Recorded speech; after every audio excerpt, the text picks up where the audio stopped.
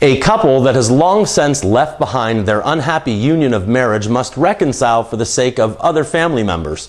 Hello there to everyone in the land of cyberspace, and thank you once again for returning to RealScreenReviews.com and WeLiveFilm.com. I am film critic Nick Iacobucci, and our next movie review is The Big Wedding. This comedy opened in wide release around the nation on Friday, April 26, 2013, and it stars the legendary Robert DeNiro, Diane Keaton, Robin Williams, Amanda Seyfried, Katherine Heigl, and Topher Grace. This film comes to us from writer and director Justin Zackham, the writer of The Bucket List and the director of the straight-to-video Going Greek. This time out, he attempts to raise the bar on his career, and if he can't do it with this cast, he better start looking for another job. This tale tells of a long-divorced couple named Dawn and Ellie. It seems these two could never get along when they were married, and now that they're divorced, this is the healthiest their relationship has ever been. They must, however, put their differences aside for the sake of their adopted son's wedding. Through nothing more than comedic circumstances, they must pretend that they are still married in order to make this weekend a success, and no one realizes just how difficult this is going to be for Ellie and Dawn. Well, people, there are two things that came to mind as I was tallying up my notes to review The Big Wedding. The first was with such a standout and exceptional cast, how could you make such a below-average movie? And the second is, how many different movies can you rip off and pass off as your own original idea? Writer and director Justin Zackham, in my opinion, hasn't really succeeded on any level with this motion picture, and I'm just puzzled how such a young and obviously inexperienced filmmaker was given such a veteran project to oversee. I can tell you that while I was watching The Big Wedding, I saw the remnants of Meet the Parents, My Big Fat Greek Wedding, Stepmom, License to Wed, The First Wives Club. To make matters worse, even the same actors from those movies are pretty much playing the same roles in this film. For example, Robin Williams is playing the priest or the reverend in this film, just as he did in License to Wed. Then you also have Diane Keaton once again playing the jilted, mature lady, just as she did previously in both The First Wives Club and Something's Gotta Give.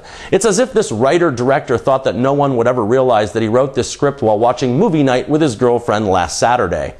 Then what a disappointment it was to see Bobby De Niro sliding back down into the realm of the Fokker films after hitting such a high note with the Silver Linings Playbook.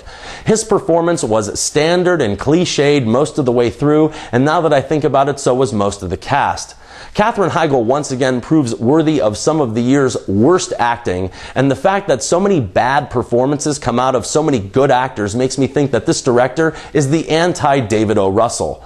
The almost always positive Topher Grace is wasted, and even Academy Award-winning actors can do nothing to save this POS.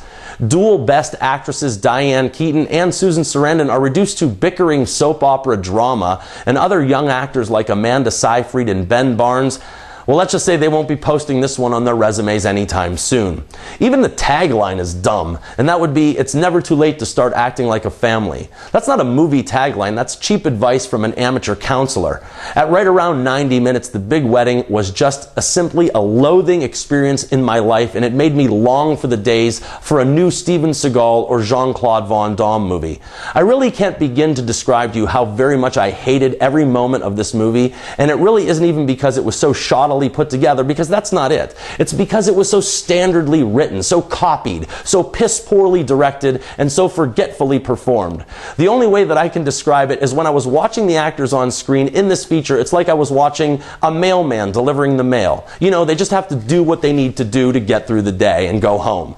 If you would like to go and see the most unoriginal, cliched, and below-average movie of 2013 as of yet, then don't miss this diamond in the rough. With very much to insult and generally almost nothing to compliment, Nick's Real Screen Review is stay away from this one at all costs, with a measly 1/2 of 1 star out of 4, and that's for the messy and unkempt disaster known as The Big Wedding.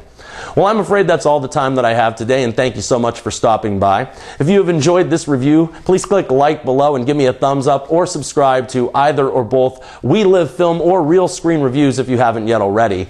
I don't even know if I would even call this a review. It could be like a tirade or a rant, but you know, I don't care.